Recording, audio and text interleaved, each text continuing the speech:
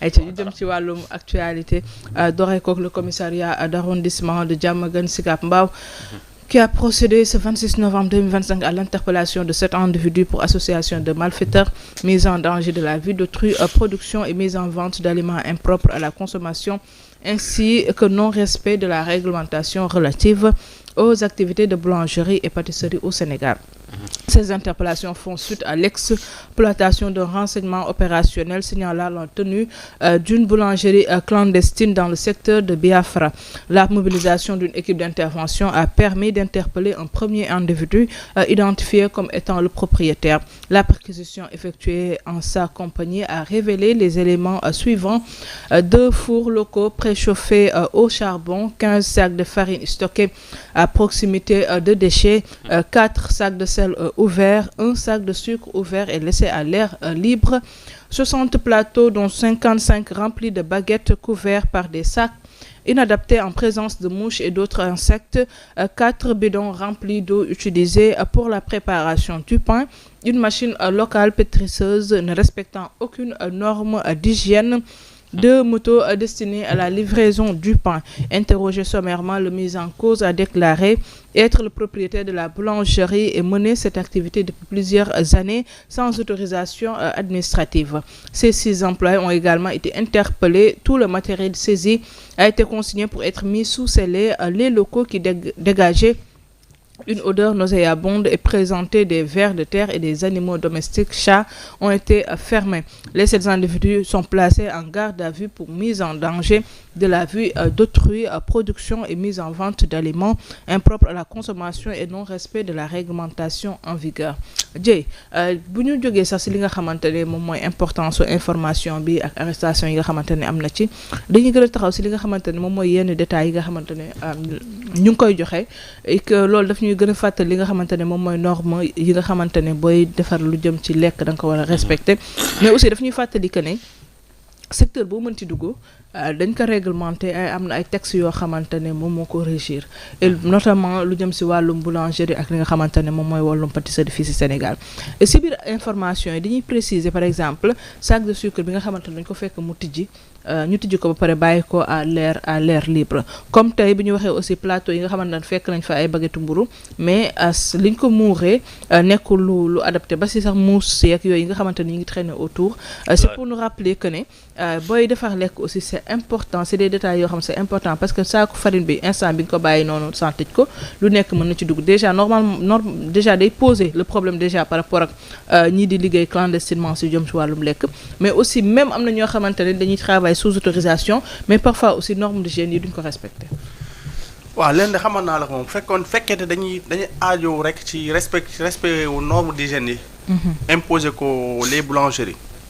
bu dee 100 la ñu jàpp leen ni 99 yëpp dañuy tëj. parce que boulangerie boo xoolee circuit bi. ni ñuy defaree mburu bi bu ñu paree mburu bu ñu ko génnee ba ci sax ni ñu koy livrer moo xam ci oto bi.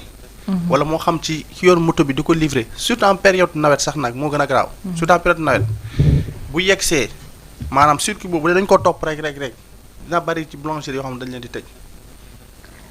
te mburu dafa nekk loo xamante lu sensible. kenn du ko raxas de. des fois nga gis koo xamante sax dana ubbi mburu mi commencé dem bay lekk rocci ci buum wala nangam loo xamante ni peut-être dal na wala am na kenn ku am na kenn ku mu dal. ça dafa nekk métier boo xamante ne ni dafa laajte vigilance à 100%, mais malheureusement tel n'est pas le cas.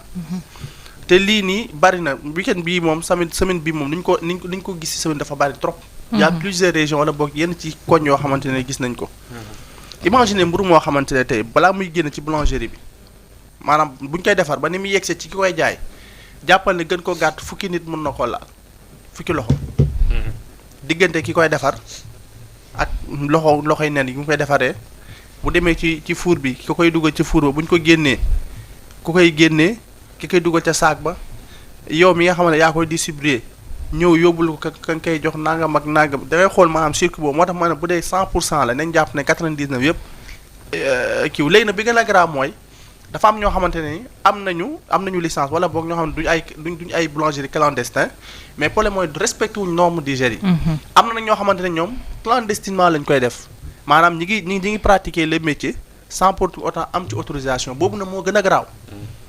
boobu moom mooy parce que yow yaa ngi mettre en danger la vie d'autrui boobu moom mooy gën a imaginer boo génnee mburu moo xam ne léegi jox nga ko nit ci léegi am ci gàllankoor wala am ci feebar léegi yow déjà yow lan ngay wax yow yaa ngi exercer un métier boo xamante ne tegoo ko ci yoon deuxièmement respecté woo li nga xam mooy di les normes d'hygiène léegi nag foofu dama ci interpeller li nga xam mooy service d'hygiène ñoom tamit nañuy gën a defaraat seen toogaay nañu gën a dugg ci nit ñi gën a dugg ci population bi gën a dugg ci koñ yi gën a def li nga xamante moo di vérification yi parce que da ngay xool ni des fois dafay mel ni que ni vérification dafay manqué mais aussi tamit ñi nga xamante ne ñooy les responsables association yi ëmb les boulangeries xam nga les boulangers ñoom tamit am nañ ci part de responsable parce que seen liggéey la te waruñoo bàyyi ñoom ñu koy salir am des intrus yoo xam ne dañ ciy dugg pour salir seen métier parce que ñoom tamit loolu mooy doon seen wërsëg mi ngi mel ne man mi nekk ci wàllum journalisme tey dama war a xeex ba nga xamante ne nii waruma nangu kenn ku ñëw di infiltrer wu ci métier mi di ci def naka su noonu ba lu ci xaw ñu ne journaliste yi la demee ko si tamit les boulangeries te ñoom ñi nga xamante ñooy les associations yiy ëmb ñii les boulangers ñoom tamit nañu xool nu ñuy xoolee jéem a recenser def nombre de boulangers yoo xam ne recensé nañ leen yi ñu kii ni ñu def en collaboration ak service d'hygiène collaboration avec la police collaboration ak peut-être les forces de l'ordre ñu xool boulangers yi nga xamante ne non seulement identifié nañ leen te nekkuñ ci li nga xam moo di les normes maanaam clandestin ñu tëj leen yi nga xam ne nekkul dans les normes ñu imposer la ñu mën a nekk dans les au minimum peut-être nekk ci nombre à 100% sax dafa xam ndax mburu daa sensible mais fexeel sa comme lay kat na ba 95% nga def ko te boo jëlee mburu nga dugal ko ci mbuus wala nga dugal ko ci li nga xamante ne moom moo di saaku ceeb yi wala saaku farine yi ni tëjoo ko nga bàyyi ko à l'air libre yow yaa ngi dawal sa moto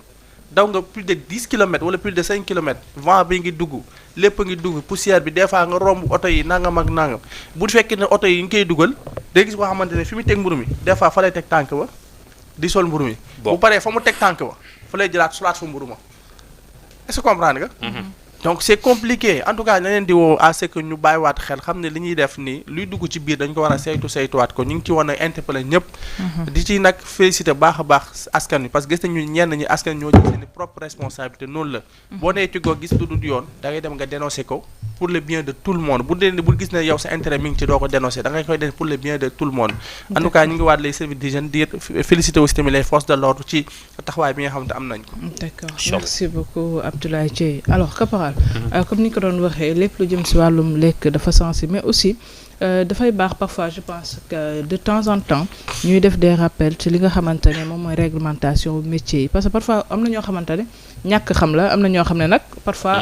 tayef la mais dina bëri ñoo xamante ne parfois ñàkk xam aussi daf si am donc dafay baax ñuy fàttali ñi nga xamante ne ñoom ñooy yëngu si yenn métiers yi li nga xamante ne moom mooy réglementation mais aussi surtout population bi aussi ñu leen di fàttali li nga xamante ne moom mooy règle d'hygiène yi nga xam ne dañ koy bàyyi xel parfois bu ñu demee si yenn bërëb yi nga xamante ne dañ fay defaree lekk. waaw maman comme ni nga ko souligné noonu rek gis nga lépp loo xam ne dafa jógee ci bërëb war a dem ci biir maman dafa war a am ni nga koy saytoo maman Faye fii la ñu gis par exemple Sénégal booy xool sax wala Afrique wala ci Afrique yi ñu ngi dàq defar mburu bëriwul mais dafa war a am lu mu ànd ak muy cet gi barki démb lañ demul fële na jël coupe d'Afrique ci mburum boulangerie ak affaire yooyu noonu te ñoom dañoo am association bu mag a mag tey ñi nga xam ne ñoom ñooy wàcc sur le terrain est-ce que warul woon jiitu ci ñoom ba pare muy président association des boulangers ci wër ci boulanger di leen gën a sensibiliser est-ce que ñu ngi koy def ñi nga xamante ne nekkuñ ci yoon ñu ne nekkoon nañ ci yoon fii ak tel délai bu sinon police dina leen fekk ravager leen yóbbu leen comprendre loolu itam rôle boobu la ñu am waruñ fee nekk naan mburu bi yokku na gramme bi wàññeeku na gramme bi yokku na am na plus boo xamante war nañ ko mën a def muy wàcc sur le terrain xool ñi nga xamante ñoom ñooy boulangerie am na yoo xamante itam ay boulangerie clandestin ay boulangerie tappalappa yaa ngi fii nii Tivaouane Peulh ay jamono dara ëpp ko fi woon dafa feesoon del comprendre tey ñi ma gis ñu jàpp ñëpp ci semaine de Sénégal dafa mel ne day am événement boobu noonu événement jàpp nañ mu ay moto événement jàpp nañ ay drogue événement jàpp nañu ay ñoo xamante ne dañ doon def ay mbiru boulangerie clandestin te yi ma lire yëpp wala yi ma seetaan par vidéo yëpp xaaj bi yëpp ay étranger la yoo xamante ne dañoo ñëw fii ni di ko def clandestinement